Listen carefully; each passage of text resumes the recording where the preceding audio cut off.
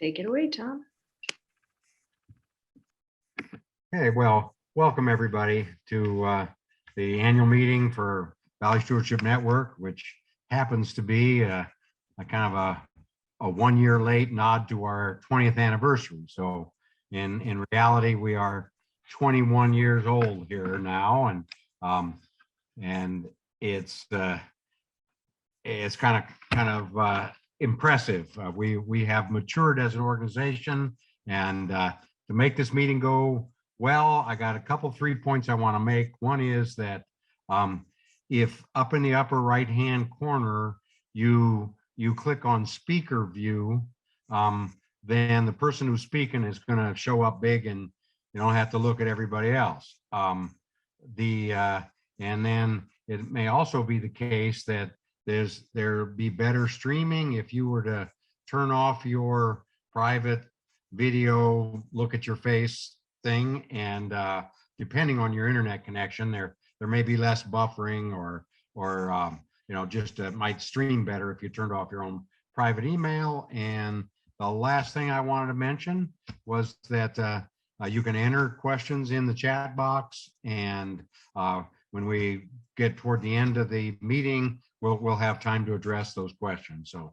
questions come up during the course of the meeting, course of the evening, just put them in the chat box. So yeah, Tom here, currently the board chair at Valley Stewardship Network, and I have the pleasure of introducing a founding member of VSN, Kathy Fairchild. Kathy was 10 years as an officer in the organization, but spent 3-4 years prior to that in meetings and brainstorming sessions and the rest of it that helped get the organization going. We were actually chartered in 2000, but Kathy's involvement predated that by 3 or 4 years. So Kathy's the perfect person to give everybody a historic view, a little bit of information on the founding organization, what went into it, and get a little historical perspective. So Kathy Fairchild, it's all yours. Thanks, Tom. I'll do my best to try to recap. It's been a long time, and I may or may not know what I'm talking about, but this is how I remember it.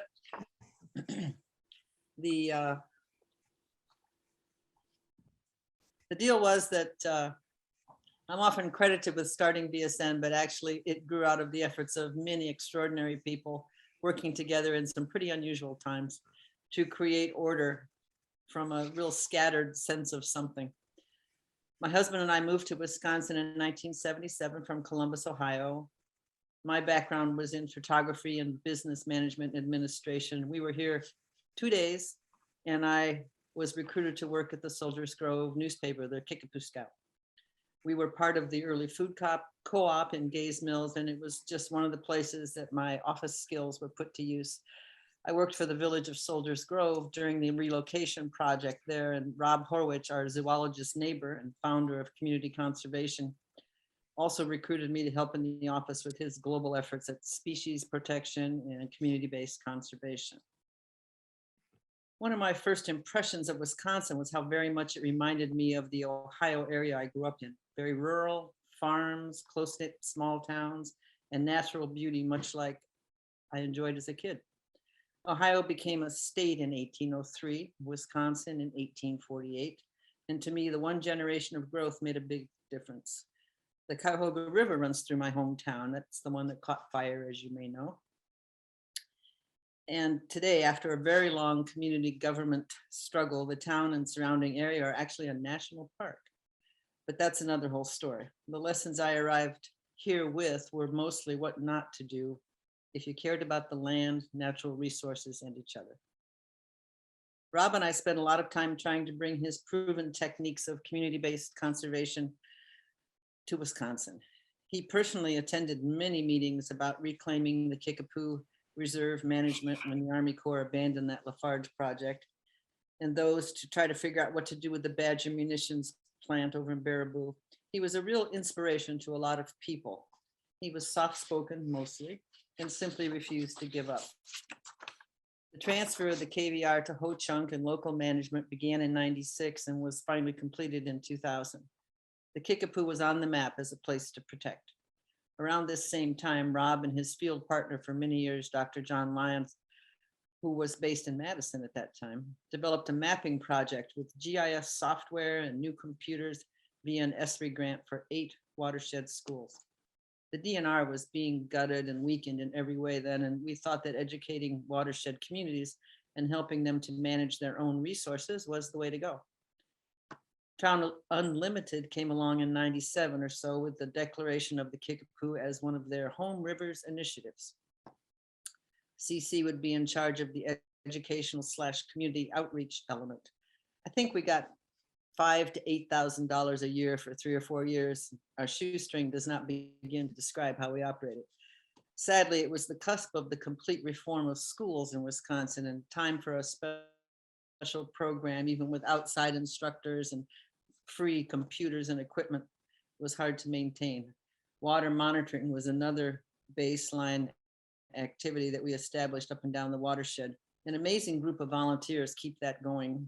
River cleanups were popular and effective each spring, thanks to Gary Thompson. In 1999, the Democrats managed to put smart growth planning legislation through as part of their budget bill, which was a little sneaky thing. A lot of people resented that, but I guess just Republicans are not the only ones who can do these things. It required municipalities on a deadline to create land use planning concepts and frameworks for regulation. Oh boy, I thought we can avoid all those pitfalls of polluted, sprawling Ohio.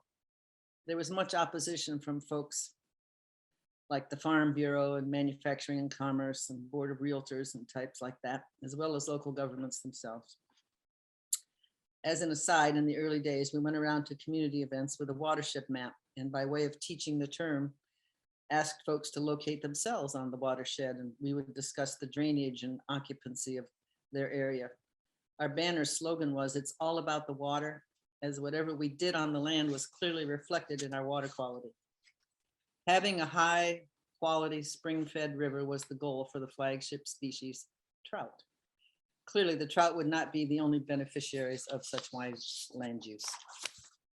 As part of the TU project, we had been having monthly watershed stakeholder meetings since '98. As TU made plans to wrap up, attendees agreed that a new community organization should be created. The Reedstown Library let us use their space in the evenings for free. Barb Schieffer, who was also a part-time ranger at Wildcat, was a major force of VSN creation, very bubbly. Jeff Hastings let us set up a desk in the lobby of the County Conservation Office.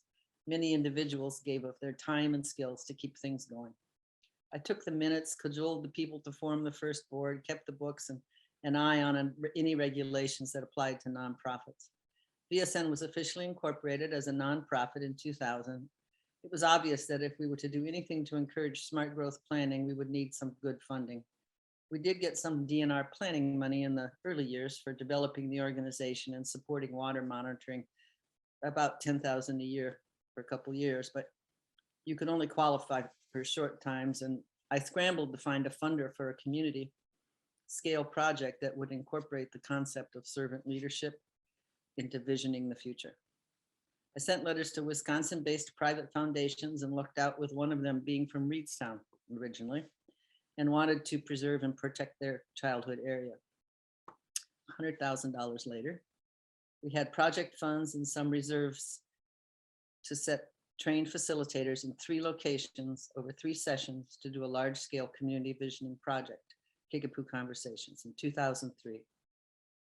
It was quite the undertaking. It was kind of magical in that it brought together folks who had similar values and interests, but may not have interacted at the idea generating level otherwise. Final reports of what folks wanted to see in the future and what they wanted to change and what they wanted to keep, etc., were made and distributed all over the area to libraries, governments, schools, and just about any individual who wanted one. Ideas like the Driftless Art Fair and community radio, WDRT, were both evolved from these sessions. And the report's still an interesting read to me.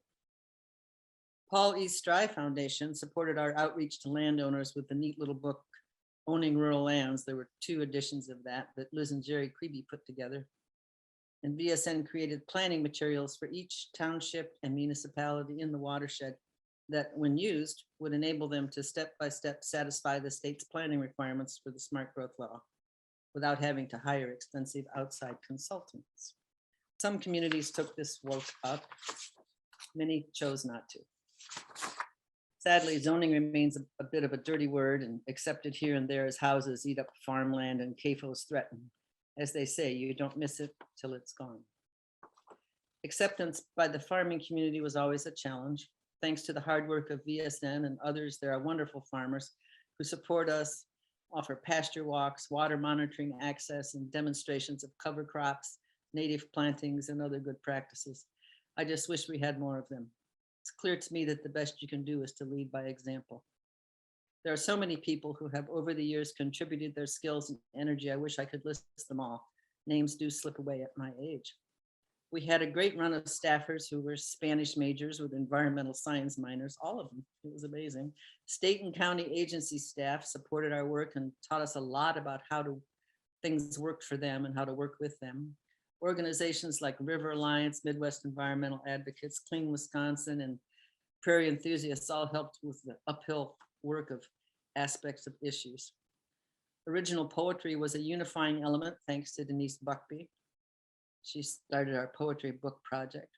Food and farming connections to the schools set a national example thanks to Jessica Looning, Sarah Martinez, Monique, Marilyn, and Nicole. Sarah Granger became a voyageur to bring attention to the river in a very special way. And my husband and his business partner provided lots of copying and professional expertise over the years as well. The list could go on and on. Mostly, I am thankful for those willing to reach out and spend their social capital, as it were, apply their knowledge and work to create better communities that benefit us all. Our next speaker, Chuck Bolstad, is one of those folks. He and his wife, Karen, have been stalwart supporters of conservation for many years. Chuck's up next.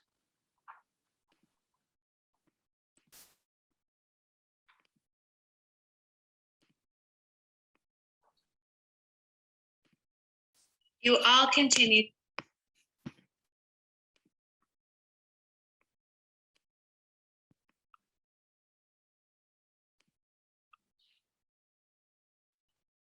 Hi, this is Chuck Bolstad. Recently, Karen and I had the extreme pleasure of hearing the United States Poet Laureate, Joy Harjo, speak. It was like she's speaking directly to us when she spoke of human beings as not just being on the earth, but being of the earth, echoing the convictions of Chief Seattle that we are part of the earth and it is part of us. So the earth is more than just what raises our crops. It is a central element of our being, and as such deserves our respect and our commitment to care for it. I think that is the perfect way to look at the mission of VSN. Karen and I are so lucky to be still living on this small piece of earth that my grandfather came to in 1896. We are so grateful for that privilege and understand our responsibility to care for this land. I believe that we can only do that in partnership with others who share that ethic.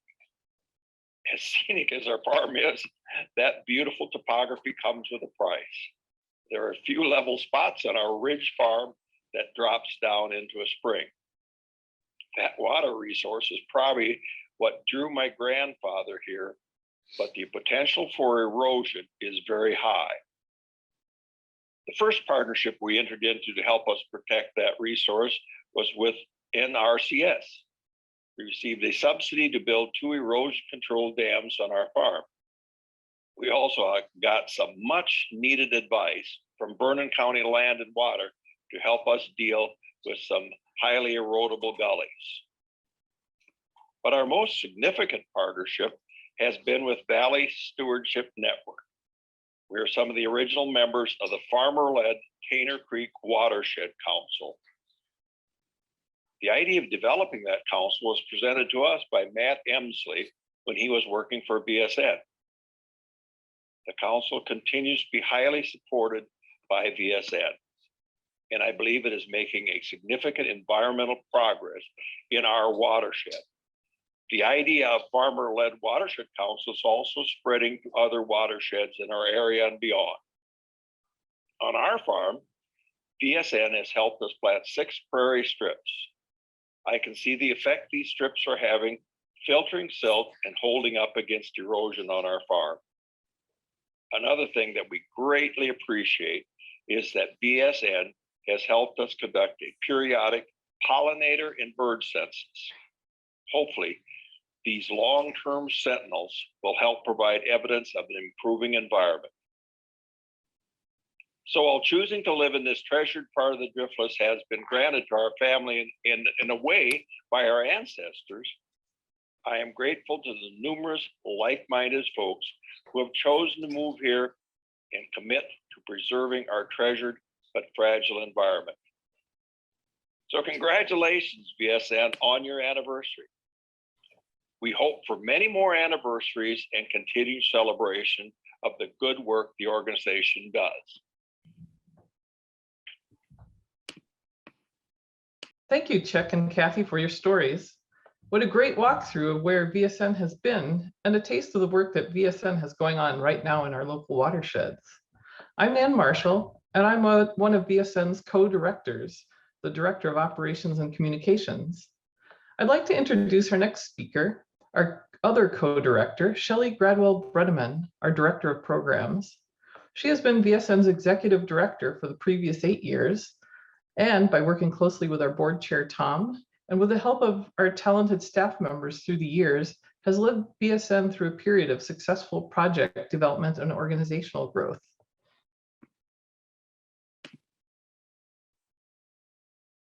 Good evening, VSN members, and happy anniversary, VSN. Thank you, Kathy and Chuck and Karen, for your stewardship leadership over these years. You all continue to inspire our work. Here in the VSN office, the wall behind me features many VSN awards, starting with Kathy's 2007 Environmental Leadership Award, and also includes Kathy's husband Paul's hand-carved VSN sign from the founding days. The awards also include those for the outstanding work over the years of Gary Thompson, Paul Hayes, and John Delaney. Tonight is a night to honor the many accomplishments of VSN's first 20 years. It's now my pleasure to introduce VSN's staff, with a special thank you to staff, board members, and consultants for your excellent and innovative work during these challenging times. Our team has facilitated so many important projects for land, water, and wildlife in our local watersheds over the past year. Thank you all for your amazing work. Our team includes Tom Lukens, who's VSN's board chair, but also shares a great deal of his time and talents as a stewardship planning and prairie and native plantings volunteer. Myself, Shelley Gradwell-Bredeman, Director of Programs, Nan Marshall, who's the co-director of VSN and Director of Operations and Communications, Dr. Monique Hassman, Watershed Planner, Danny Heisler, Regenerative Agriculture Outreach Specialist, Dave Creer, Water Quality and Native Plantings Coordinator. You'll hear from all of those staff members just in a bit. Also on staff is Rice Spann, who is our Water Action Volunteers Coordinator. Our consultants include Jason Vitas, who coordinates the Bird Friendly Farming Program, Jim Munch, who's our Whole Farm Stewardship Planner, Dennis Rooney, Grazing Planner, Carolyn Zitt with Bad Axe Enterprises is our social media consultant and our program director tonight. Thanks, Carolyn. Also, we welcome Abacus Answers as our new accountants. We have a great team. Since the year 2000 in the Kickapoo and neighboring watersheds, Valley Stewardship Network works to protect our land and waters through research, education, and community empowerment. Our current VSN programs include water quality research, and that has been a flagship program since the beginning. Also, watershed councils, the Tainter Creek Grazing and Water Quality Project, Prairie Strips and Plant Native for Biodiversity Program, GIS mapping and modeling, watershed planning, on-farm research and demonstration, bird-friendly farming, and youth and community education. We want to give a special thanks to our partners tonight, including you, VSN members. Thank you. It is your support as members and the collaboration with our 30+ partners that make all of our work possible. Thank you all. I won't read all the names of our partners because there are more than 30, but you can see how many great organizations it takes to get all this great work done in our watersheds. So thank you so much to all of our partners, locally, regionally, state level, and federal level. We really appreciate working with all these great folks. Our current grant projects, which you'll hear more about with the staff later, include with the Pasture Project with Wallace Center at Winrock International. Our project is farmer-driven water quality through conservation grazing. With the Fishers and Farmers Partnership for the Upper Mississippi River, our project is farmer-led stream stewardship through watershed councils. With the North Central Sustainable Agriculture Research and Education Program, our project is on-farm stewardship research for soil health, water quality, and biodiversity. More of our projects include with the Laird Norton Family Foundation, watershed stewardship and biodiversity conservation. With the National Fish and Wildlife Foundation and Trout Unlimited, grass-based agriculture, grazing, and stewardship outreach. With the new Grassland 2.0 program with the University of Wisconsin-Madison, watershed councils, grazing, and prairie strips. And with NRCS's Regional Conservation Partnership Program with Sand County Foundation, grasslands and oak savannas for water and wildlife. And that project will start in the year 2022. As you can see, 6 out of 7 of these grant projects are federally funded, which just shows the great national support that we have for our very special region.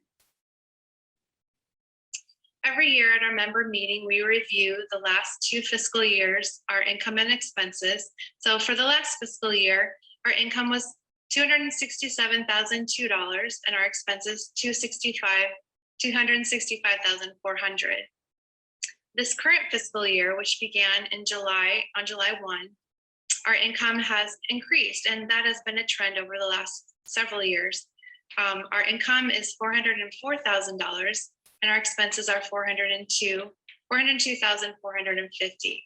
That includes about $100,000 in cost share funds that will be distributed to farmers and landowners in the Tanner Creek watershed. You'll hear more about that project later as well.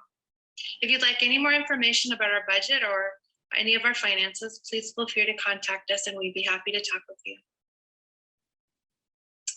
I want to give a special shout out to our on-farm stewardship research and demonstration project.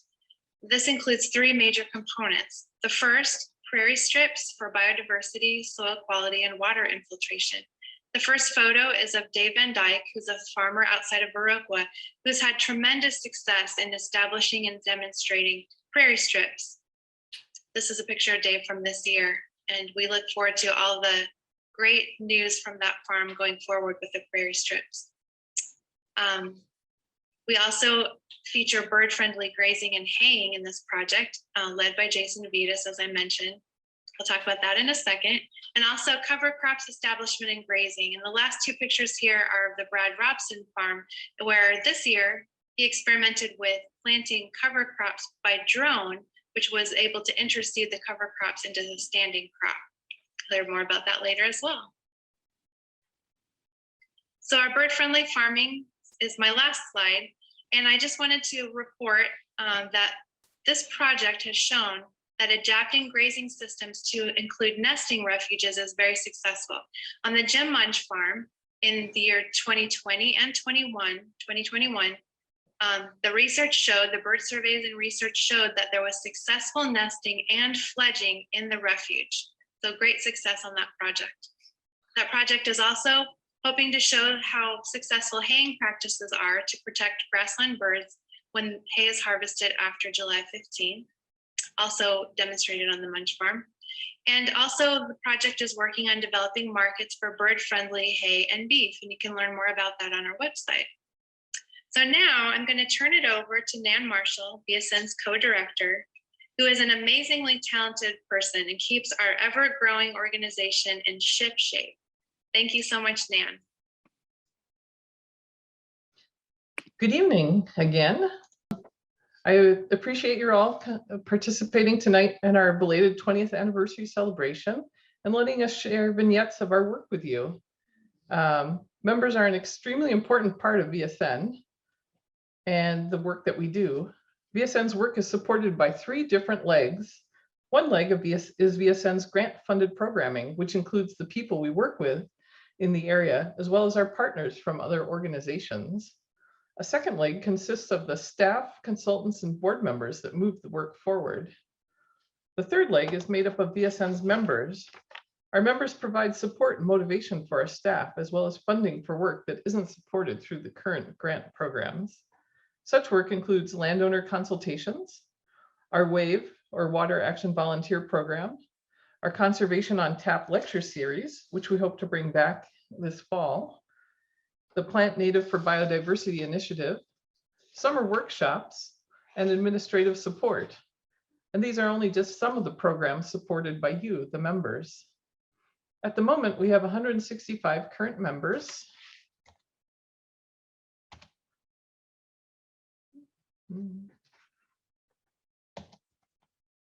Sorry, it's not behaving. Aha, there we go. We have 165 current members, 28 of whom are new this year. Thank you very much. Our membership has stayed at about the same level for the last 2 difficult years. We very much appreciate the generosity of people and organizations who are able to support VSN despite any challenges they may have been going through. This year, we received about $26,000 in memberships, as well as some additional special funding. Thank you again. We've begun some new initiatives this year. One is the new Plant Native for Biodiversity initiative, inspired by Doug Tallamy's book, Nature's Best Hope. Tallamy's idea is that we should enrich landscapes between larger nature preserves by encouraging individuals to plant native plants in their yards that will serve as hosts to a wide variety of native insects and thereby birds and other wildlife, providing ecological services and building biodiversity while helping to build bridges between the larger nature preserves. The idea is that anyone and everyone can participate by planting even 1 or 2 native plants in their garden and expanding from there. This, of course, applies to larger projects as well, such as the native prairie strips we are helping people add to the local rural landscape. This year, we've added a blog to our website. Our board chair, Tom Lukens, has been actively pursuing native plantings on his rural land, as well as at his son's yard in town. He has been documenting his progress in photos and words on the blog, so please take a look at that. We've just initiated an advocacy committee at VSN so that we can determine where we as an organization can effectively contribute to local causes.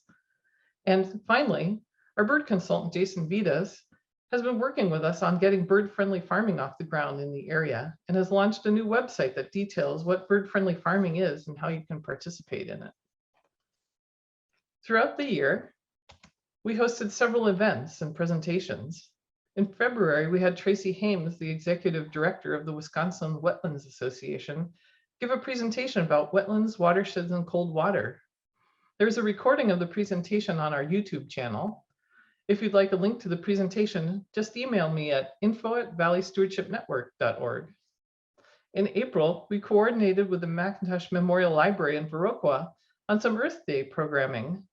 We gave presentations about what WAVE is, our water sampling volunteer program, another program about VSN's work in the area, and Tom hosted a book study about Nature's Best Hope.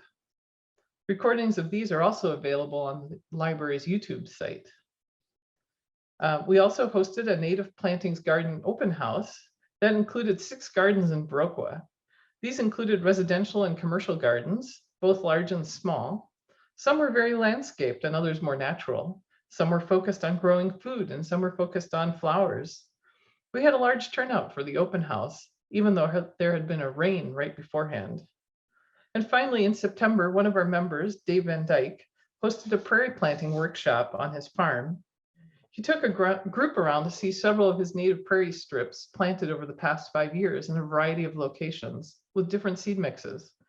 It was fascinating to see how location, time, and seed selection played a big part in the results. In addition, we were at the Viroqua Farmers Market on 2 different Saturdays and also attended Deep Rooted's Tasty Tomato Fest, where we were helping them plant 5 native pollinator strips. We also participated in Viroqua's Sidewalk Sales Day and the Downtown Trick or Treat celebration.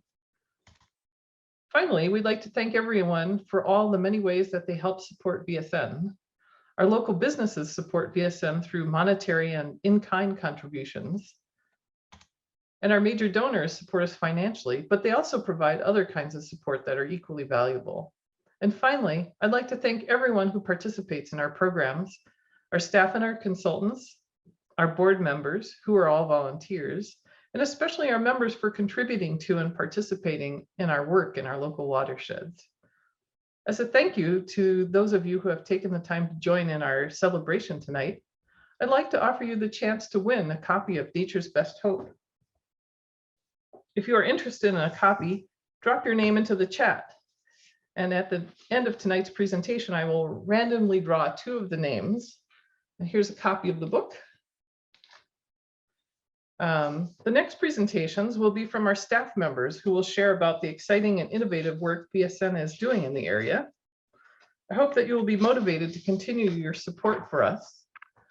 Our next speakers will be Dr. Monique Hassman, our watershed planner, and Danny Heisler, our regenerative agriculture outreach specialist. Thank you.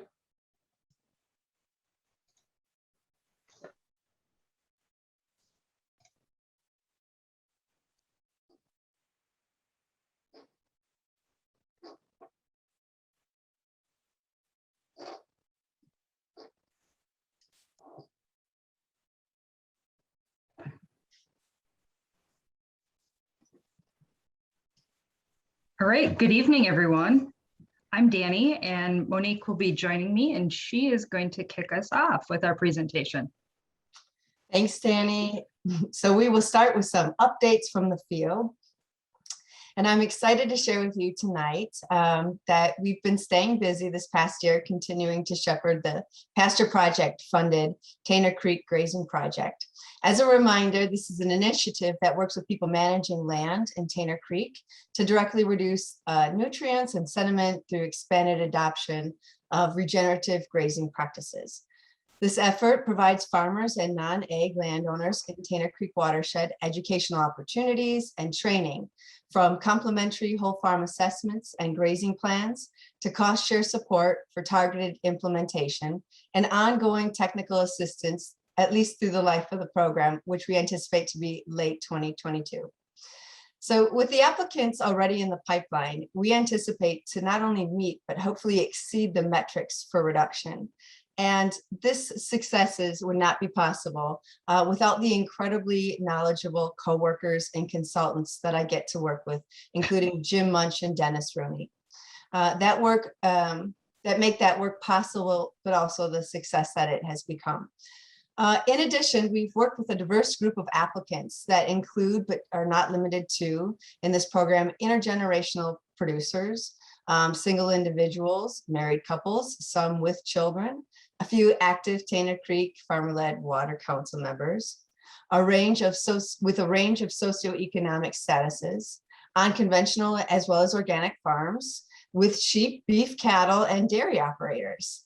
The project, in essence, has funded a variety of projects. You can kind of see on the screen here some of them, but they include conversion of row crops to managed grazing, repair of flood damage fences. We've done regrading of erosion damage, excavation, improving heavy use areas with gravel pads. We've had decreasing of paddock sizes and increasing of water tanks and pipelines, as well as agronomy equipment rentals.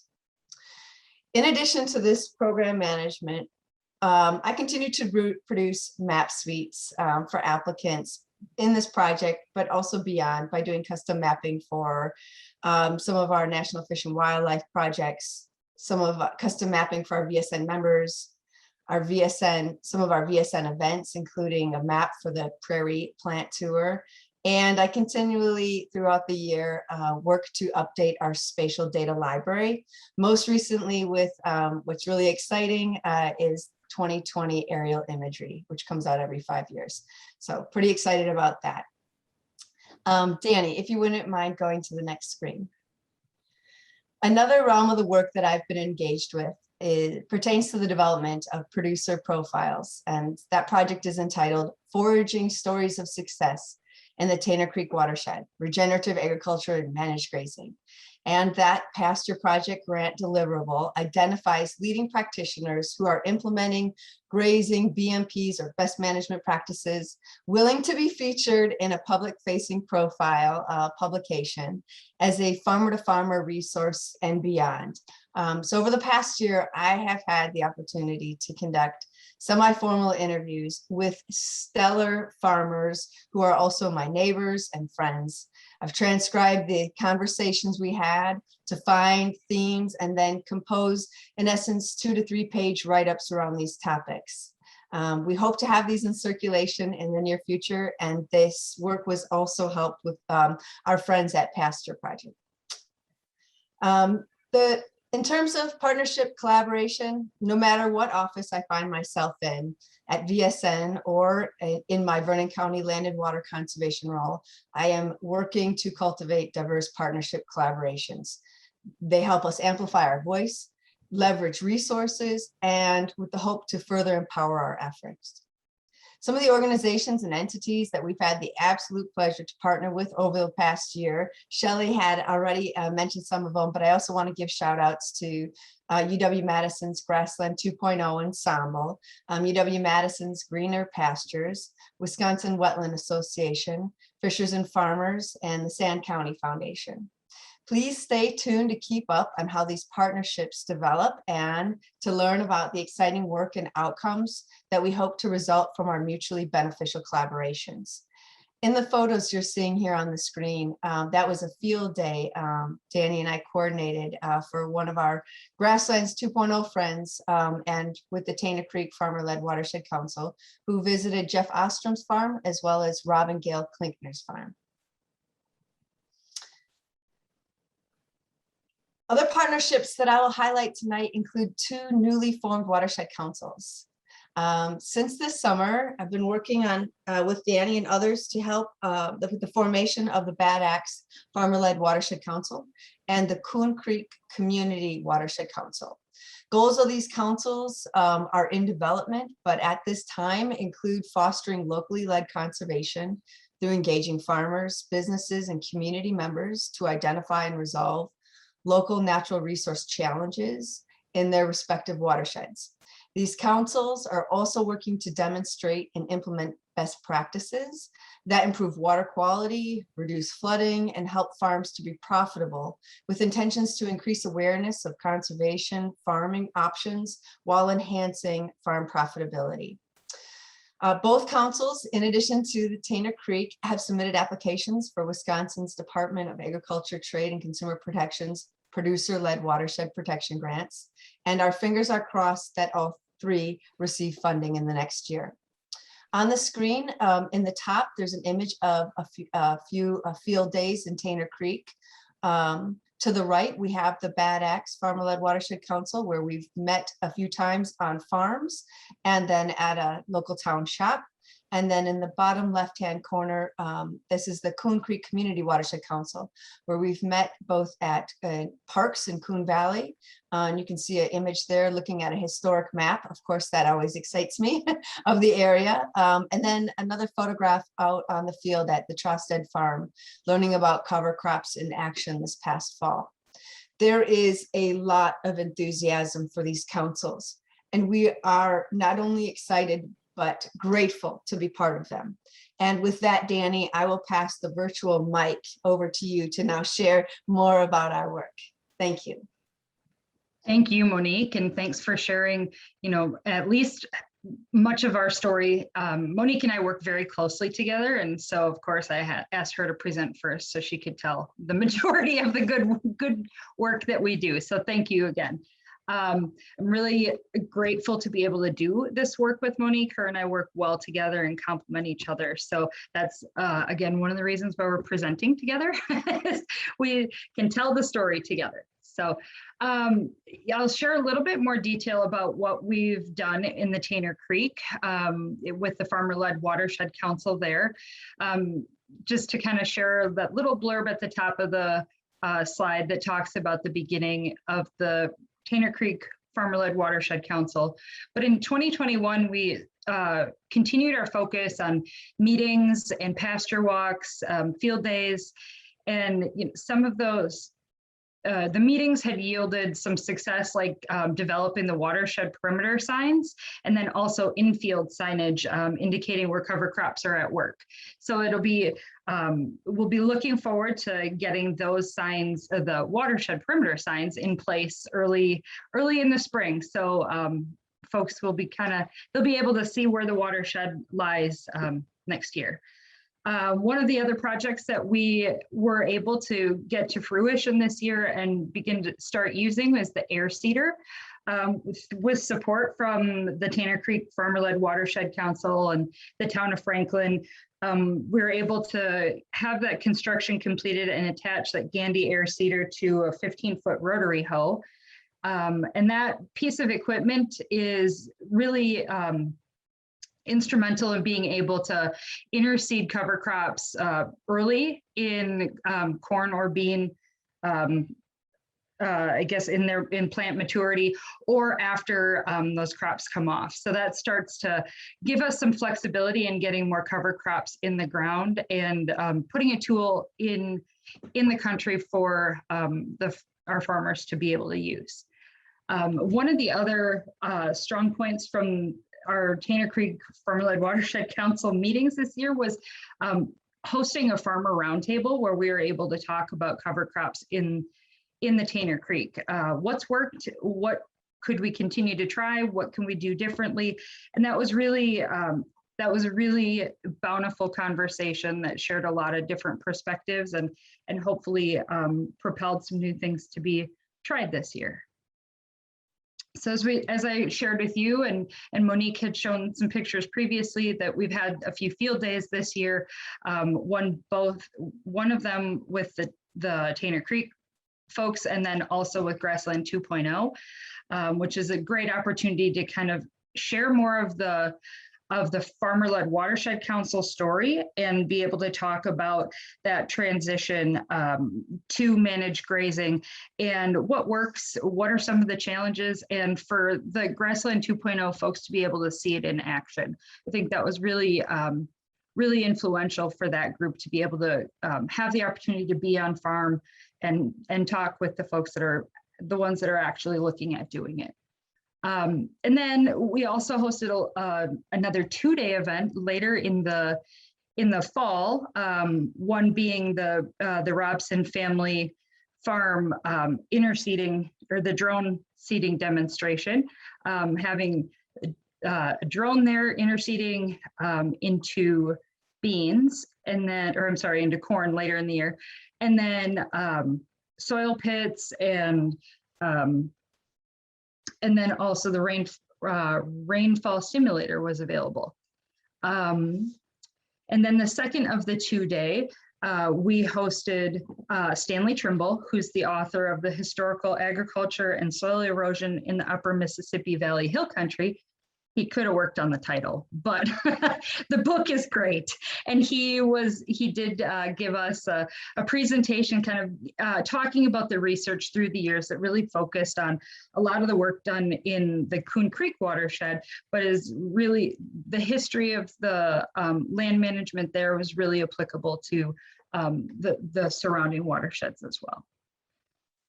So in this slide, you'll see on the right side, the flyer for the 2-day event that we hosted that I just shared about, but also one of the kind of the important facets of the work that I do with the Tanner Creek Grazing Project and the Wallace Center is at the Pasture Project at Wallace Center is to help create some webinars. And so while we'll have many more in this upcoming year, we kind of got our feet wet a little bit here in 2021 and hosted Carl Delafeld from Prairie Creek Seed, and then also Adam Kramer from Black Sand Granary, who both have been great partners to work with in terms of helping us with, kind of some troubleshooting and being great consultants for the work in the Tanner Creek watershed.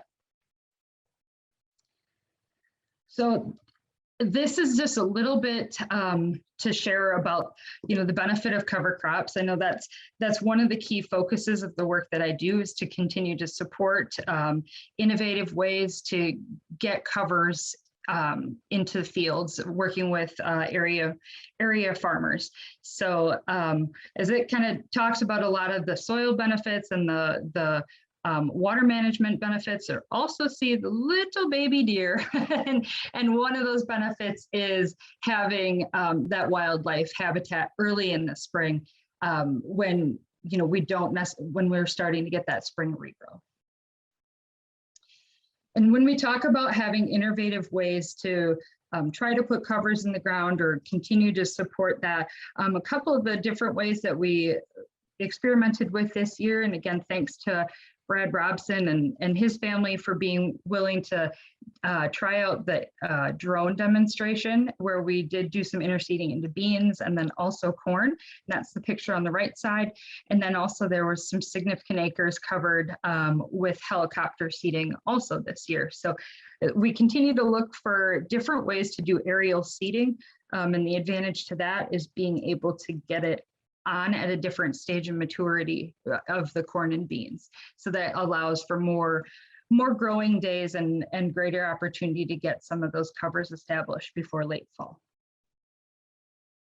So with that, I think that kind of gives you a quick summary of the work that we've been doing in the field. And up next, Dave Creer, the Water Quality and Native Plantings Coordinator, will share the great work that he's doing. Thanks, Danny. I am going to share my screen here.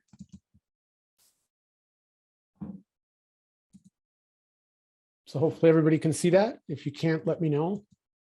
So I am Dave Creer, Citizen Science, Surface Water Monitoring, and Native Plantings Coordinator. First, I'm going to talk about our water quality monitoring.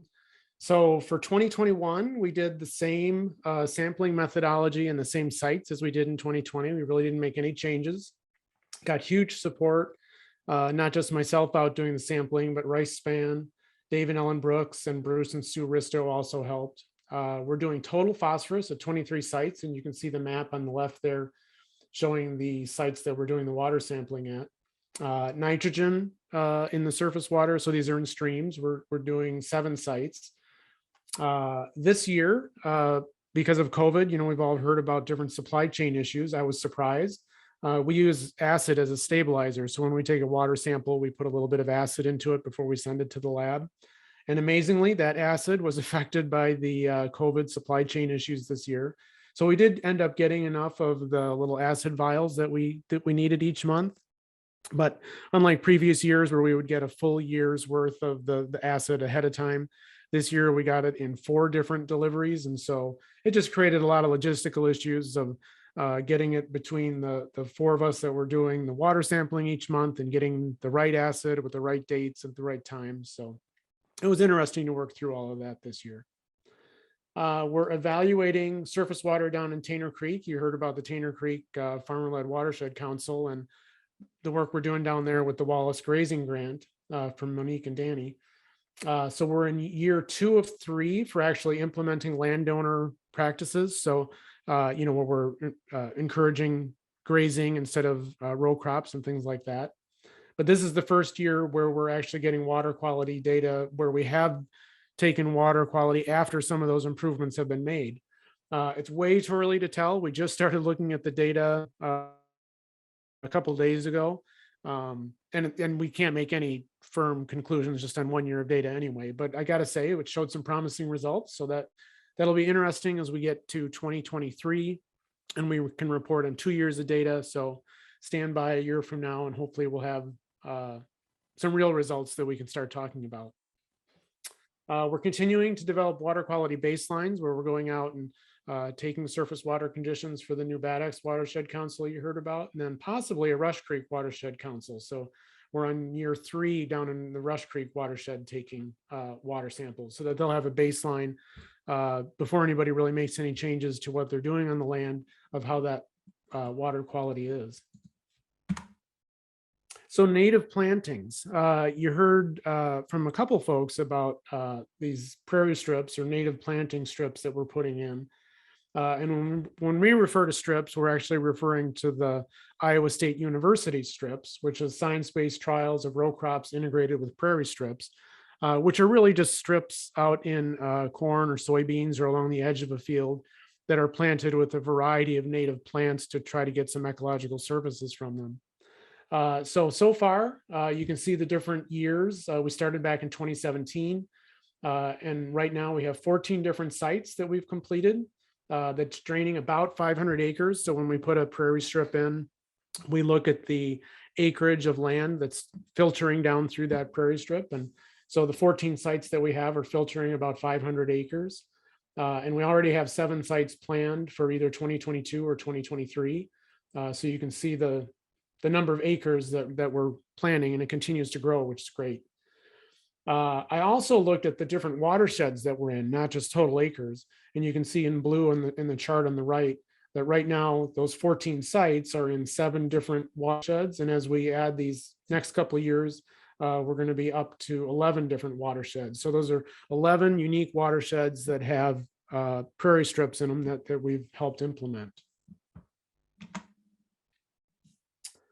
So one of the things that we've noticed as we've gone through these 14 and the ones that we're planning going forward is that several folks have been asking about doing prairie strips in organic farm settings.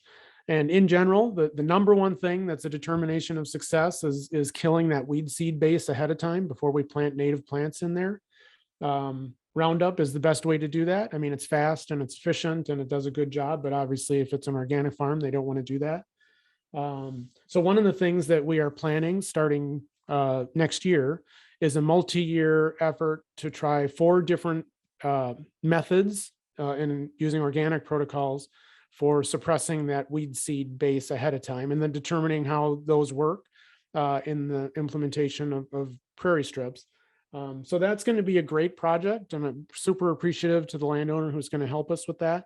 So we're hoping to learn a lot from that and then be able to implement prairie strips on organic farms easier and with lessons learned.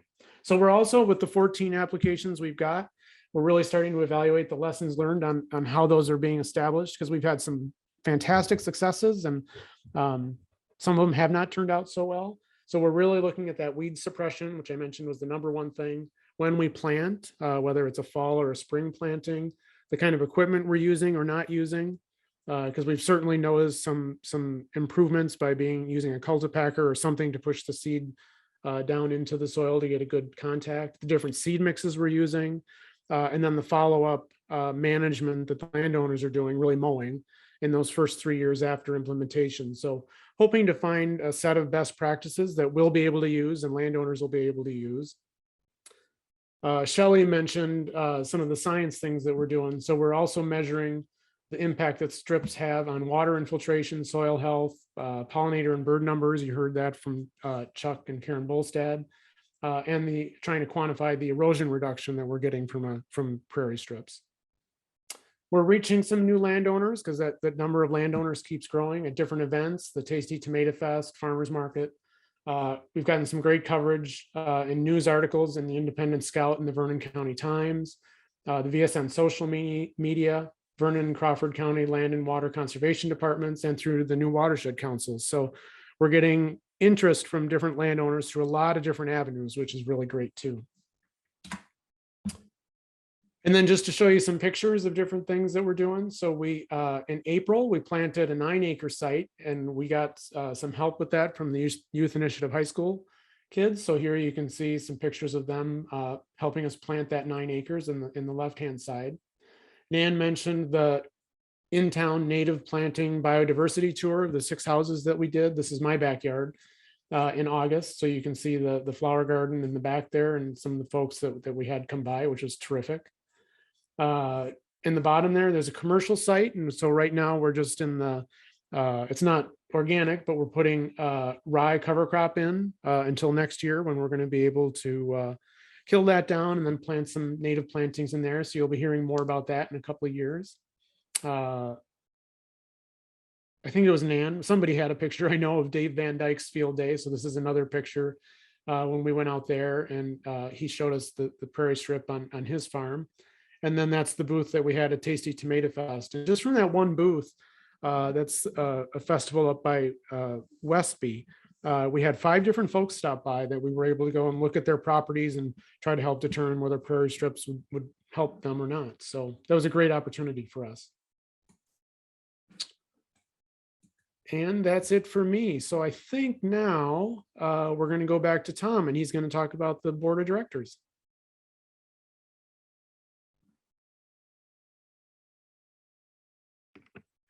Yeah, hello, folks. Yeah, Tom here, and as is customary in our annual meetings, one of the first things we do is to announce the slate of officers for the coming year. So that's the order of business here now, and we have that slate for the coming year is the chair will be Nicole Pennick, the vice chair will be Joe Pedretti, the secretary Winston Ostro, and the treasurer Joy Vittinghoff. So that's what that's the slate of officers, and this is kind of awkward here how we do this this point, but if you turn your videos back on, we might just I would like to see if we have agreement amongst the membership here that we can go for that slate of officers. So if we can all in favor, if you've got your videos on, just put your thumb in the air, and we'll call the vote.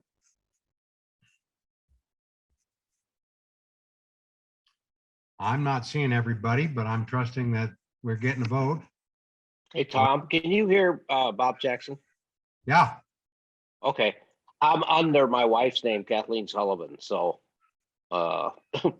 just note that I have not had a sex change operation. It's my wife's Zoom account. So, and I'm voting yes if you see that. So I'll turn my microphone off now. People can also vote by hitting on the reaction button. There's a thumbs up, so you can also do it without turning your video on as well.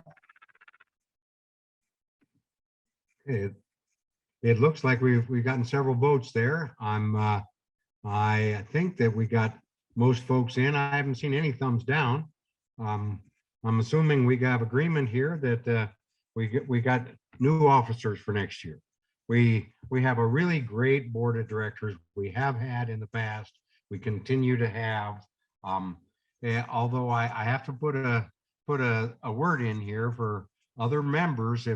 If you have an interest in working with the organization, please let us know. We would like to get some fresh perspectives on the board. We need new board members. You know, after you serve for several years, it's time for you for some of us to move along, and so we really hope that from the membership we'll get folks to say, hey, I have the time. It's not an inordinate amount of work, and we really do need new blood. It's important that we hear from you. Our members are, as Nan said, it's membership drives a lot of our grant funding, and but it's only from the members that we get our new board members. So please let us know. Fresh perspectives are welcome.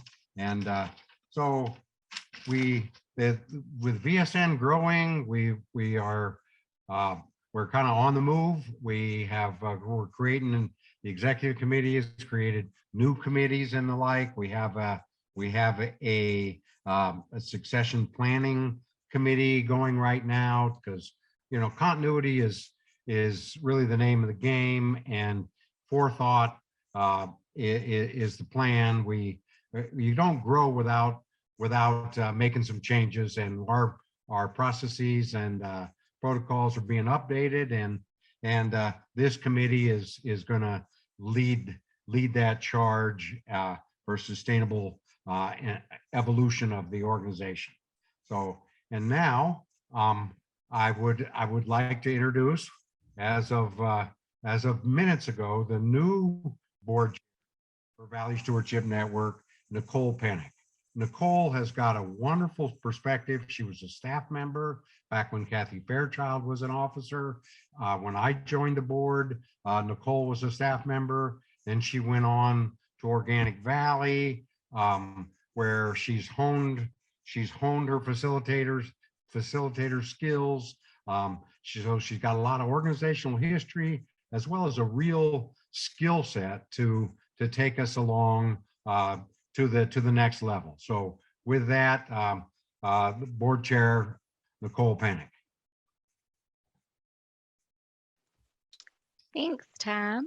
And I'm just gonna pull up a slide, although I'm not sure I have the ability to. Let's see. Oh, here it is.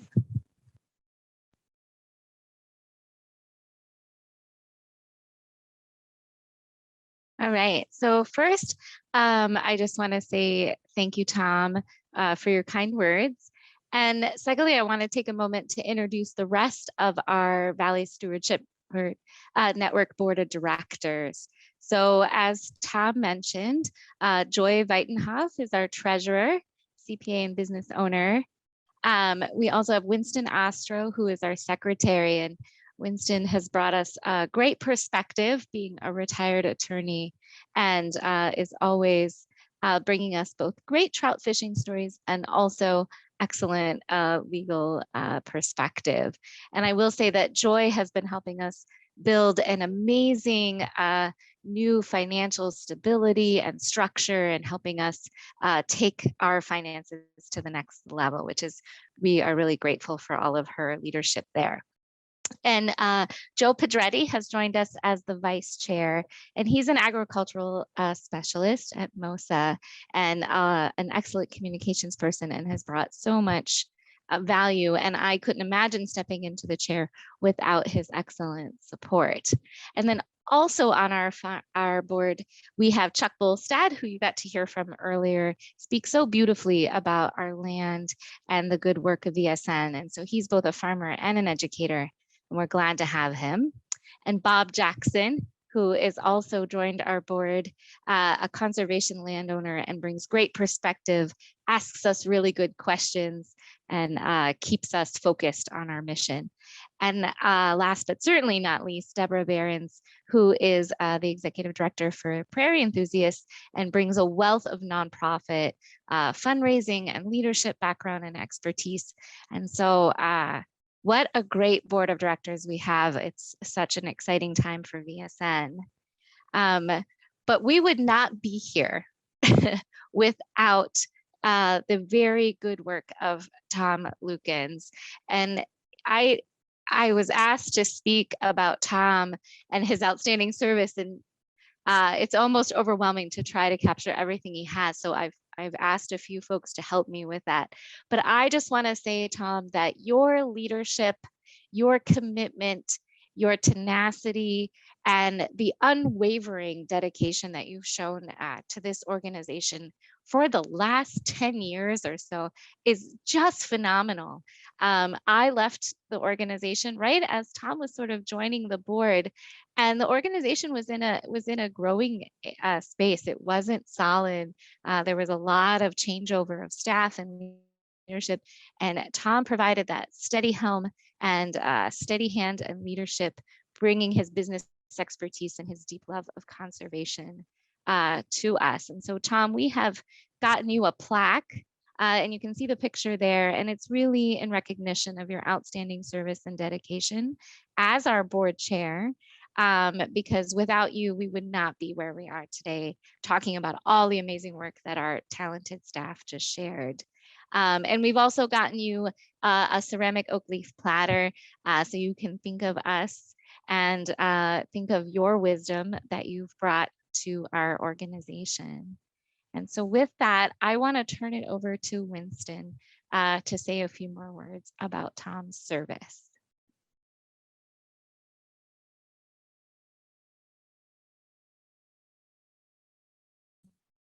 Oh, you're on mute, Winston.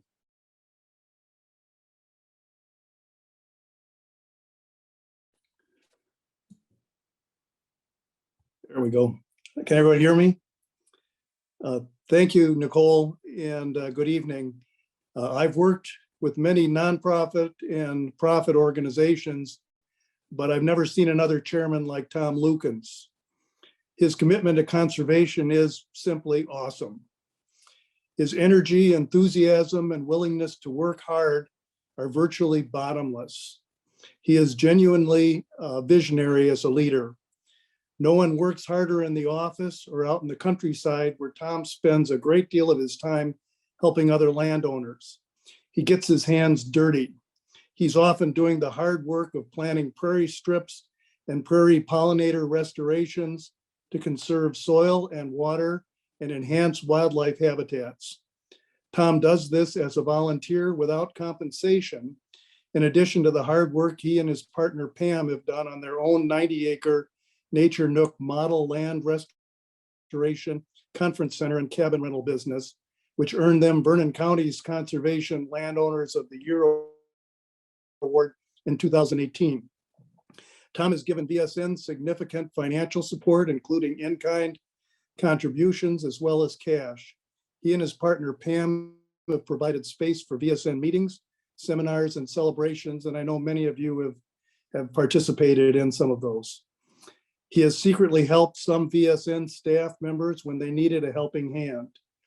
As chairman, he has steered VSN toward programs and positions protective and beneficial to the people and environment of the Kickapoo Valley. Tom has not been afraid to take unpopular stands required by his conservation principles. He has the courage to stand up alone for what he believes is right. Tom's efforts and leadership were essential to VSN's growth and current position as a force for local conservation. VSN will continue to grow and prosper and protect the land and water of Vernon County because Tom helped get VSN through some difficult times and helped build the organization up one brick at a time. Tom's efforts have helped place VSN on a solid foundation for future conservation endeavors. Vernon County and VSN are better because of Tom's commitment, vision, leadership, and hard work. If Vernon County had a Conservation Hall of Fame, Tom would have a prominent place in it. Tom will be missed as chairman of VSN, but his work at and for VSN will not be forgotten. Thank you, Tom.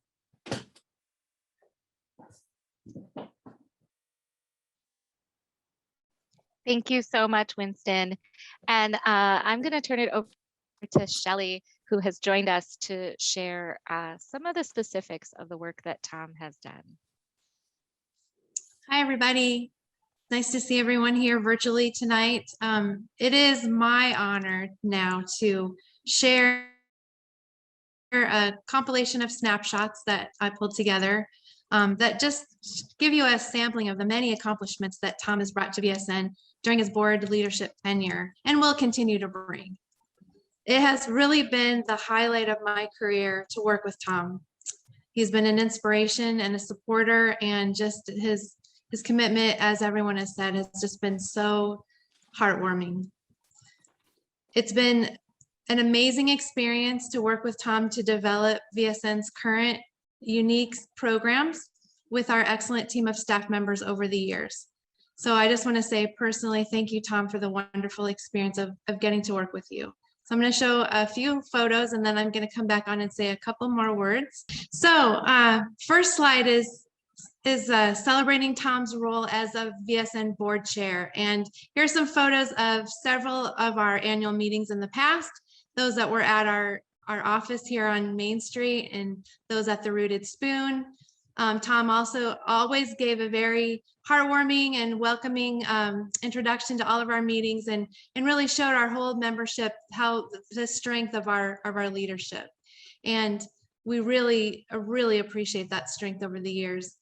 Also on the lower level of pictures, some of our meetings where we had staff and board working together on strategic planning. Those were always very important meetings to have a leader there to keep us inspired and motivated and on track. So, and then also in the far right corner, Tom always was so kind to give the introductions to all of our speakers. So he would always give them a warm welcome and give the audience a chance to get to know VSN invite them to join our membership, invite them to find ways to get more involved. And we always appreciated all the ways that he was really, all the ways he is really good at engaging with people and inspiring them to get involved. Specifically, I want to thank Tom for initiating our collaborative office here on Main Street. Over on the left is a picture when we were first getting together with some board members of the past, including Susan Rice, there's Joy, and Sarah Brattenober. Just the idea of having a Main Street office where we'd have more connection with the community, a chance for people to stop in and get information and resources for conservation. And that's been Tom's vision, and it came to fruition, and it's been a great 5-6 years now that we've had the office here on Main Street, and that was a wonderful thing. Tom continued to organize all the many layers of complications that you have to have an office building that's not only just for VSN, but it was a collaborative space and still continues to be for VSN and the prairie enthusiasts and other organizations. So also on the right, Tom brought the vision of having a GIS mapping center here at VSN, where we would compile many layers of conservation information, so that if a landowner came in and wanted to see how their land was in terms of soils, in terms of historical vegetation, in terms of how the habitat on their land interacts with those in their neighborhood, if it made sense to really enhance their woodlands, or if rather it made more sense to enhance their prairies. Tom came up with a vision of having all of that information in one place so that landowners could come in. And I think that is how Deborah got involved originally, is one of those landowners getting information and again, inspiration from Tom about what's possible to do when you want to do more stewardship on your land. All of that GIS information has made it possible for now Monique to do some of her amazing work on watershed planning. And so that was really quite a great vision that Tom had back, 5 years ago, to get that information all organized. So thank you, Tom, for that. Also, as I mentioned, at our many education workshops, Tom has been right there helping us facilitate and get organized, and often he and Pam hosting the events out at Nature Nooks. And so over the years, and there's a variety of years here represented in many different workshops where Tom has gotten his feet wet in the wave workshops, helping us out with those, and again, leading hikes and bird workshops and prairie workshops, and again, being our strong leader to help folks get the information that they need from these workshops. So thank you, Tom, for always being there, and we'll continue to see you at those workshops, I am sure. Thank you also for pioneering our prairie and native plants programs. Tom and Pam have done such a great job of demonstrating prairie restoration on their land, and Tom really lit a fire under the possibility of having more native plant programs here at VSN, so that we not only are working for the water, but also for the land, and all those relationships that those two have. That Tom talked a lot about how conservation begins in the uplands, and if we want to protect water quality, we need to protect soil erosion from happening in the uplands. And so Tom brought that idea to fruition here with helping us get going with prairie strips.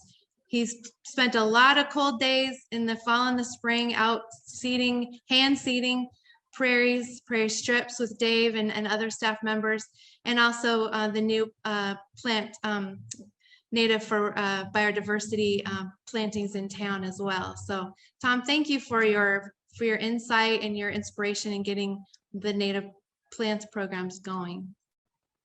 And I just want to say too, thanks to Tom and Pam for really being great conservation models and demonstrating great conservation in our community. As Winston mentioned, they won the 2018 Vernon County Conservation Landowners of the Year. They have a Mississippi Valley Conservancy easement, and they really walk the talk, and they're always very open to sharing that knowledge and that inspiration with others. And so we just really want to thank both of you for all that you do for the community and VSN, and I know we'll continue to work with you in the future. And again, we look forward to your continued work, Tom, as a volunteer. Like Winston said, you've spent many hours volunteering for VSN. And I know you'll continue to do that, especially with our stewardship planning and native plantings projects. I know you've enjoyed, and many landowners have enjoyed having you come out and talk about what's possible on their land, giving them inspiration and ideas and resources. And so whether it's with your prairie plantings, your oak rescues, native plants, all of that work we look forward to continuing to do with you in the future. So I now will turn it over to Tom. If he would like to say a few words, he's sure welcome to do that. Oh, wait. Oh, sorry, Tom, you're on mute, but that's good because I didn't finish my part. So good thing you're on mute. That was lucky for me. So I just wanted to say, Tom, I so appreciate and admire your leadership, business talents, enthusiasm, pioneering spirit, and innovative work.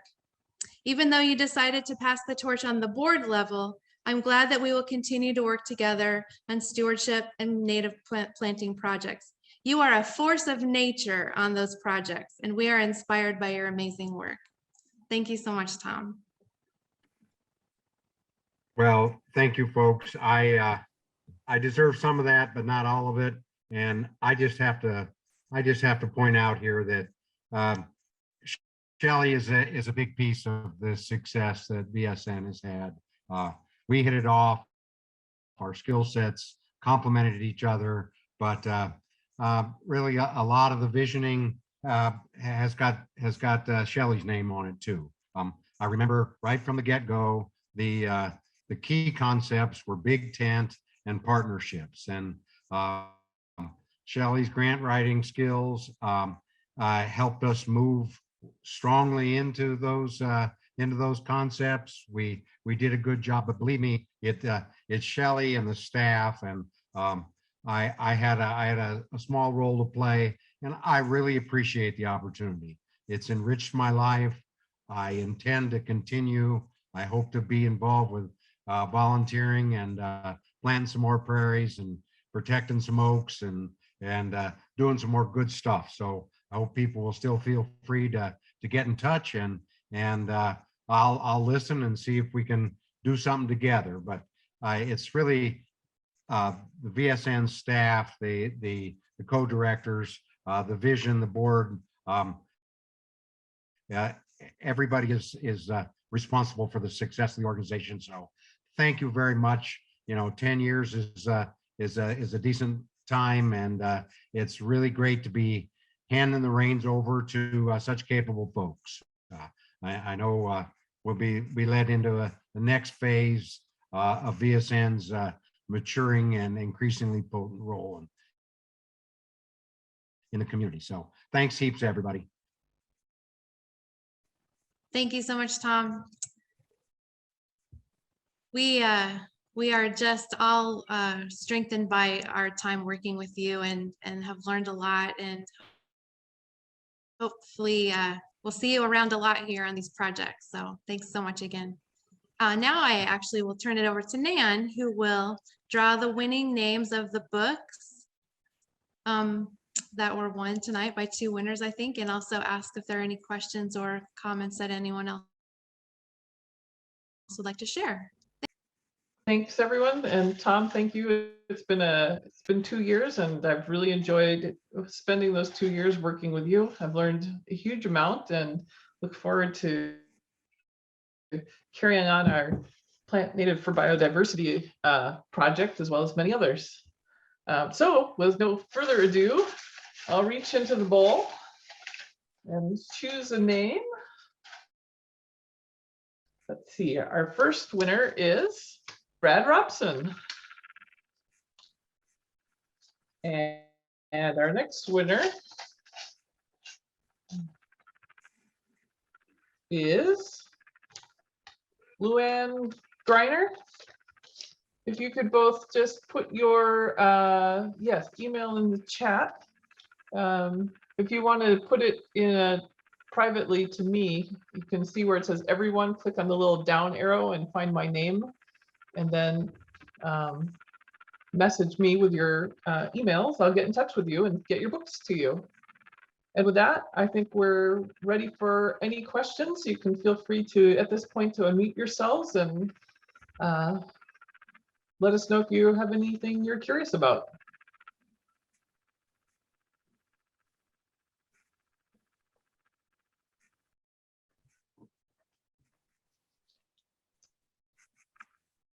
Well, if no one has any questions, does anyone have any final comments or interesting experiences they'd like to share?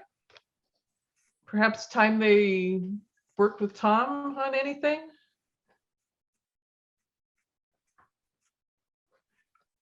All right. Well, thank you so much, everyone, for joining us tonight and celebrating our anniversary and our path into the future. We look forward to seeing you all soon. Have a good night.